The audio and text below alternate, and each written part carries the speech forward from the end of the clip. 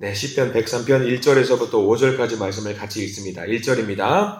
내 영혼아 여호와를 송축하라.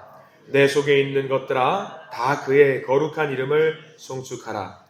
내 영혼아 여호와를 송축하며 그의 모든 은택을 잊지 말지어다. 그가 내 모든 죄악을 사하시며 내 모든 병을 고치시며 내 생명을 파멸해서 속량하시고 인자와 긍휼로 관을 씌우시며 좋은 곳으로 내 소원을 만족하게 하사 내 청춘을 독수리같이 새롭게 하시는도다. 아멘. 오늘 이 말씀 가운데 하나님의 은혜가 있기를 간절히 기도하고 소망합니다. 우리 기도하는 마음으로 먼저 고백할까요? 하나님의 은혜가 지금 저에게 임하기를 기도합니다. 아멘. 우리 옆 사람 축복하면서 하나님의 은혜가 지금 여러분에게 임하기를 기도합니다. 아멘. 하나님의 복된 날, 복된 은혜가 넘치는 복된 하루가 되기를 간절히 기도하고 소망합니다. 그래요. 시편 103편 말씀은요, 차분하게 1절부터 22절 끝절까지 꼭 읽어보시기 바랍니다. 사실 한 구절 한 구절 읽기만 해도 사실 설명이 따로 필요 없는 은혜의 말씀, 소중한 말씀이 담겨 있어요. 시편 103편은 다윗의 통치 시기 중에 가장 이제 말기에 적혀 있던 불렀던 시편이라고 이야기를 합니다. 삶을 회고해 보니까 과거에 자기의 삶을 주관하셨던 하나님의 은혜와 어떤 은총을 보니까 찬양하지 않을 수 없다라는 이 고백이 담겨 있는 시편입니다. 그리고 시편 103편의 특징이 하나 있다라고 한다면요, 하나님께 주시옵소서가 하나도 없어요. 요구하는 게 하나도 없는 그저 1절부터 끝절까지 찬양으로 시작해서 찬양으로 끝나는 시편이 103편 말씀이에요. 우리가 기도하는 것과 많이 차이가 있죠. 우리는 기도하면서 주시옵소서 굉장히 많이 합니다. 물론 당연히 주시옵소서 해야 됩니다. 내 능력으로 할 수 없는 것들이 너무나도 많잖아요. 그러니까 우리가 하나님께 기도할 때에 내 능력으로 안 되는 것들을 하나님 주시옵소서라고 달라고 기도하는 것은 지극히 정상적인 기도입니다. 근데 때로는 우리가 기도하면서 하나님 달라는 기도 하나도 하지 말고 처음부터 끝까지 찬양으로만 한번 기도를 한번 해보셔요. 그 가운데 주시는 또 은혜가 있어요. 그렇기 때문에 우리가 시편 103편 말씀을 보면서 뛰어넘어서 주시옵소서 기도하는 걸 뛰어넘어서 찬양하는 기도, 송축하는 기도만 한번 해보시는 것도 좋을 것 같다라는 생각을 해봅니다. 이게 일종의 도전이에요. 주시옵소서 하지 말고 달라는 기도 하지 말고 한번 도전하는 마음으로 오로지 내가 주님 찬양합니다. 나를 있게 해주셔서 찬양합니다. 나를 도와주셔서 찬양합니다. 오늘 하루 인도해 주실 것을 찬양합니다. 그 찬양만 하나님께 올려보시는 것도 귀한 도전이 될 줄 믿습니다. 특별히 또 103편에 담겨있는 내용 중에 특징이 하나 있다고 한다면요, 자기 자신에게 명령하는 찬양이 담겨 있어요. 1절 한번 보실래요? 1절. 나에게 그냥 찬양한다라고 이야기를 해도 되는데 나에게 명령을 하는 내용이 담겨 있거든요. 1절 말씀 같이 읽습니다. 내 영혼아 여호와를 송축하라. 내 속에 있는 것들아 다 그의 거룩한 이름을 송축하라. 찬양을 하되 어떻게 찬양을 해야 되는가? 내 속에 있는 모든 것들아 다 하나님을 찬양하라 라고 명령을 하고 있어요. 이 말씀이 굉장히 은혜로운 말씀인 이유가 뭐냐면요, 우리가 때로는 겉으로는 하나님을 신실하게 찬양을 하는 것처럼 보여요. 굉장히 경건한 모습으로 하나님을 찬양하는데 신실하게 기도하는 것 같은데 때로는 우리의 머리가 다른 생각을 하면서 우리의 입으로 기도하고 찬양할 때가 있다라는 이야기예요. 말씀을 묵상하면서 몇 달 전이 생각이 났습니다. 우리 가정이 굉장히 화목할 때, 특별한 일도 없고 하나님께 온전히 집중할 수 있을 때가 있었어요. 예배를 드리고 찬양할 때에 아무 문제가 없을 때는요, 주님 한 분만을 생각하면서 집중할 때가 있었습니다. 그게 그렇게 감사할 일이더라고요. 근데 아내가 병원 생활을 할 때 이게 집중을 온전히 오롯이 하나님께 하지 못하는 제 모습을 회고하게 됐어요. 어떤 모습이냐면 이 새벽 예배 같은 경우가 하나 이해가 될 수 있을 것 같아요. 새벽 예배 말씀을 마치고 이제 우리가 주님을 부르면서 주님을 찬양하면서 이제 온전히 주님과 독대하면서 기도하는 모습으로 나아가야 되는데, 집중해야 되는데 입은 주님을 분명히 찾고 있어요. 근데 머리가 다른 걸 생각하고 있더라고요. 입을 무슨 생각을 하냐면 기도를 막 주님 하고 있는데 머릿속으로는 아들을 몇 시에 깨워야 되나 그 생각을 하고 있고요. 기도 주님 하고 있는데 분명히 오늘 아침 아들 뭘 먹이고 밖기를 보내야 되나 이 고민을 하고 있는 저의 모습을 발견하면서 평탄하게 평안하게 가정을 꾸려나가는 것이 굉장히 큰 은혜고 감사할 제목이라는 것을 알게 되었어요. 아내가 집에서 이제 주부로서 사모의 직분을 온전히 감당하면은요, 마음이 편해요. 다른 거 생각할 이유가 없어요. 그래서 저는 온전히 성도들을 향해서 기도에 집중할 수 있고, 말씀에 집중할 수 있고, 성도님 한 분 한 분을 생각하면서 중보의 기도를 할 수 있다라고 하는 것이 이게 찬양의 제목, 기도의 제목이더라고요. 근심과 걱정과 염려가 있을 때 우리 그렇잖아요. 분명히 기도는 하고 있는데 머릿속으로 무슨 생각을 하고 있어요? 하나님이 그 어려움을 해결해 주실 것이라는 생각에 집중하면서 기도해야 되는데 내 머리를 근심과 걱정이 내 머리를 지배하고 있는 나의 모습을 보면서 이게 평탄하게 우리의 삶을 꾸려나가는 것이 이렇게 어려운 일이었구나 그 생각을 하게 되더라고요. 그래서 오늘 103편 말씀을 어제 저녁에 가만히 묵상하면서 그런 기도를 잠깐 드렸습니다. 하나님, 우리 성도님들이 온전히 기도로서 주님과 만날 수 있는 그런 시간을 가지기 위해서 모든 상황들이 평안하게 되게 해 주시옵소서. 아픔도 없고 걱정도 없고 근심도 없고 고민도 없고 혹여라도 있다면 견딜 만한 아픔만 주셔서 우리가 기도할 때 찬양할 때 하나님 한 분만을 생각하면서 찬양할 수 있는 우리가 되게 해달라고 그런 기도를 잠깐 드렸습니다. 그래서 우리 성도님들 모든 상황 오늘 하루를 살아내시면서 아무 걱정 없고 근심 없는 그런 상황들을 경험하시기를 간절히 축원합니다. 1절이 그거예요. 내 속의 모든 것들아 근심하지 말고 걱정하지 말고 온전히 하나님을 찬양해라. 온전히 찬양해라. 내 감정도 내 의지도 내 모든 신경세포 하나하나도 온전히 주님을 찬양하라 그 이야기거든요. 이 말씀과 비슷한 말씀이 신명기 말씀에 하나 더 있었어요. 아마 여러분들 아시는 말씀이에요. 신명기 6장 5절에 이런 말씀이 있어요. 너는 마음을 다하고 뜻을 다하고 힘을 다하여 내 하나님 여호와를 사랑하라 라는 말씀이 있어요. 아마 비슷한 맥락일 거예요.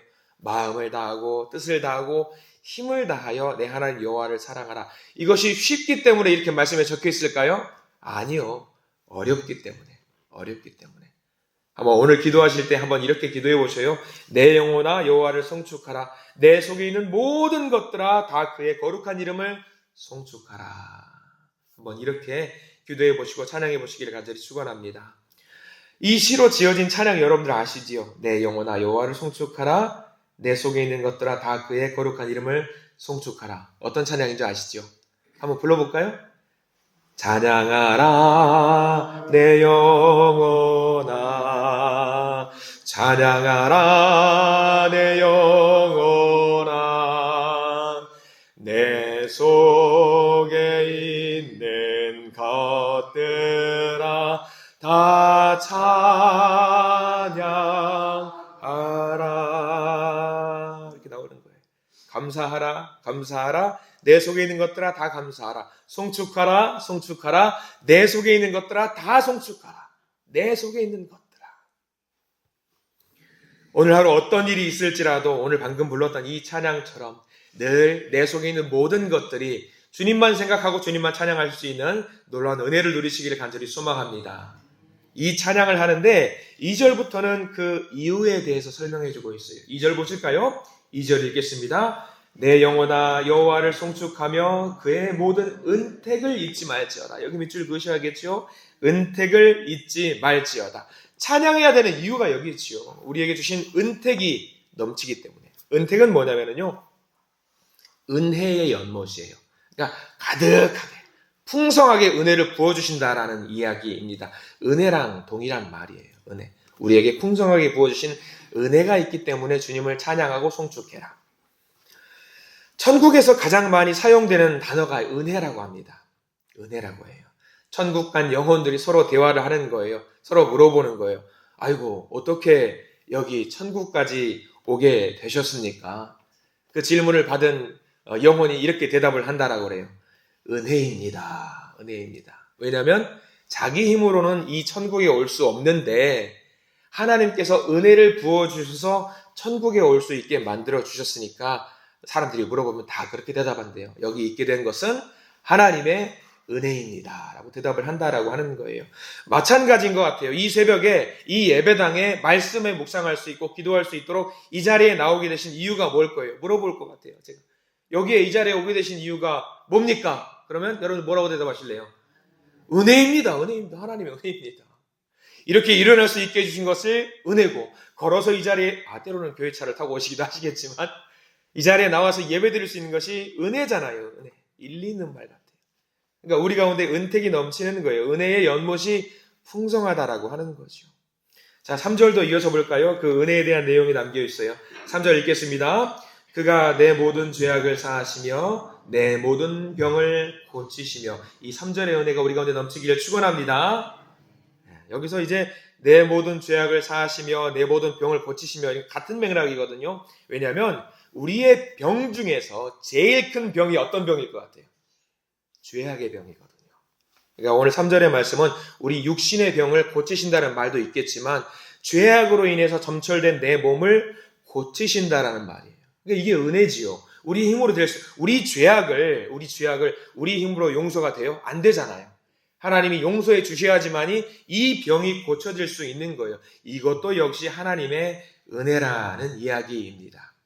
4절까지 넘어가 볼까요? 4절도 이런 말씀이 있어요. 시작. 내 생명을 파멸해서 속량하시고 인자와 긍휼로 관을 씌우시며. 이 생명을 파멸해서 속량하시는 것도 우리 힘으로 할 수 있어요, 없어요? 못해요. 하나님의 은혜로 할 수 있는 거예요. 우리의 죄를 속량해 주시는 것도 하나님의 은혜라는 거죠. 심지어 사전에서는요, 병을 고쳐주시고 죄악에서 우리를 고쳐주시는 것뿐만 아니라 인자와 긍휼로 우리에게 면류관을 씌우신다라고 하는 거예요. 자녀이기 때문에 가능한 거 아니겠습니까? 남이라면 이런 거 안 해주시죠. 자녀이기 때문에 제일 좋은 자리와 은혜의 자리를 허락해 주신다라는 말이죠. 얼마나 아름다운 고백이에요. 그러니까 우리가 찬양하지 않을 수가 없는 거죠. 송축하지 않을 수 없는 거예요. 계속 찬양하는 거죠. 5절까지 넘어가 봅니다. 5절 시작. 좋은 것으로 내 소원을 만족하게 하사 내 청춘을 독수리같이 새롭게 하시는도다. 아멘입니다. 여기까지 쭉 보세요. 순서대로 봐보셔요. 죄를 용서해 주시고 병이 나음을 입고 만족함을 주시고 대속해 주시고, 그리고 더 나아가서 독수리처럼 힘까지 주신다. 여기까지 보면은 정말 우리가 찬양하지 않을 수 없는 거예요. 찬양하지 않을 수 없어요. 그리고 그 하나님이 어떤 은혜를 또 부어주신다라고 나와 있냐면 8절과 9절까지 넘어가 볼까요? 우리가 읽은 본문을 넘어가는데 노하기를 더디하신다는 내용이 나와 있어요. 8절과 9절 읽습니다. 시작. 여호와는 긍휼이 많으시고 은혜로우시며 노하기를 더디하시고 인자하심이 풍부하시도다.